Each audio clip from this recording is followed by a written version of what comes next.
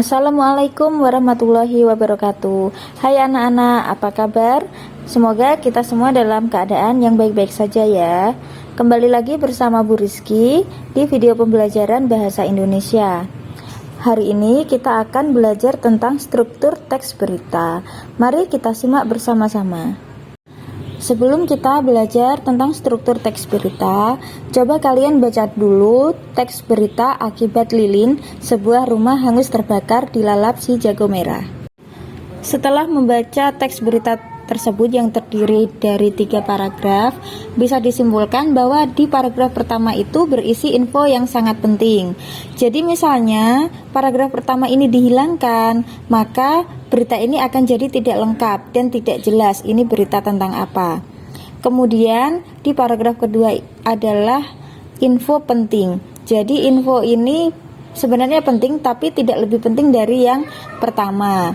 Dan yang terakhir adalah info tidak begitu penting.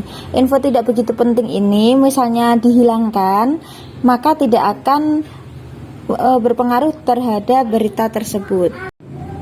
Setelah mempelajari ilustrasi dari contoh teks berita tadi, kita sekarang akan membahas tentang struktur teks berita. Jadi berdasarkan ilustrasi tadi, yang pertama itu ada bagian judul, akibat lilin sebuah rumah hangus terbakar dilalap si jago merah. Itu tadi contoh judul berita. Kemudian bagian yang sangat penting tadi itu masuk ke kepala berita atau yang biasanya disebut lead. Kemudian yang bagian penting di paragraf kedua tadi itu termasuk tubuh berita. Kemudian yang keempat, yang bagian tidak begitu penting itu adalah ekor berita.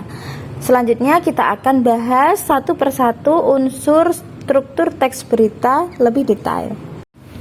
Seperti itulah struktur teks berita. Jadi menurut baganya ini seperti piramida terbalik begitu.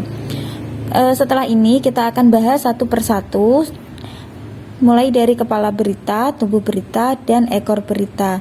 Untuk bagian judul ini tidak akan kita bahas ya, karena kita semua kan sudah tahu soal judulnya. Struktur pertama yang akan kita bahas adalah kepala berita atau yang biasa disebut dengan lead.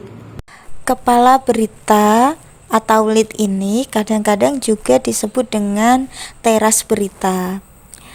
Di dalam bagian kepala berita ini berisi orientasi berita mengenai pengenalan kenapa peristiwa itu terjadi.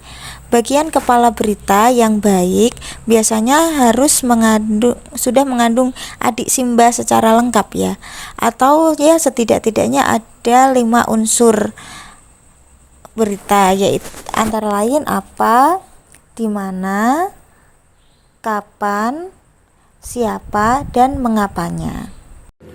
Lanjut ke struktur teks berita yang kedua. Struktur teks berita yang kedua ini adalah tubuh berita atau peristiwa. Kita bahas lebih detail ya. Bagian tubuh berita atau peristiwa berisi tentang isi berita, proses kejadian atau peristiwa dari awal sampai akhir, dan dijelaskan berdasarkan fakta yang ada. Jadi di bagian tubuh berita atau peristiwa ini biasanya ada unsur berita simbanya ya, siapa, mengapa, dan bagaimananya. Kemudian penjelasan di tubuh berita ini, karena ini merupakan berita, maka harus dijelaskan berdasarkan fakta yang ada, bukan dari opini penulis. Lanjut ke bagian struktur yang ketiga, ekor berita atau sumber berita. Ekor berita atau sumber adalah bagian yang tidak begitu penting dalam sebuah teks berita. Mengapa dikatakan tidak begitu penting? Karena jika bagian ekor berita ini dihilangkan, maka pembaca akan tetap bisa memahami isi teks berita tersebut. Dalam ekor berita atau sumber berisi bagian lanjutan dari tubuh berita. Selain itu juga terdapat penulisan sumber berita. Penulisan sumber berita ini misalnya saja dari detik.com, kompas.com, atau harian Kompas, harian Tempo, seperti itu. Sekian materi kita hari ini. Jadi simpulannya struktur teks berita itu ada 3.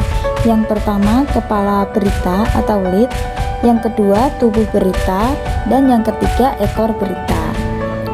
Sekian materi dari saya di video pembelajaran kali ini. Semoga kalian bisa memahaminya dengan baik ya. Sekian, wassalamualaikum warahmatullahi wabarakatuh.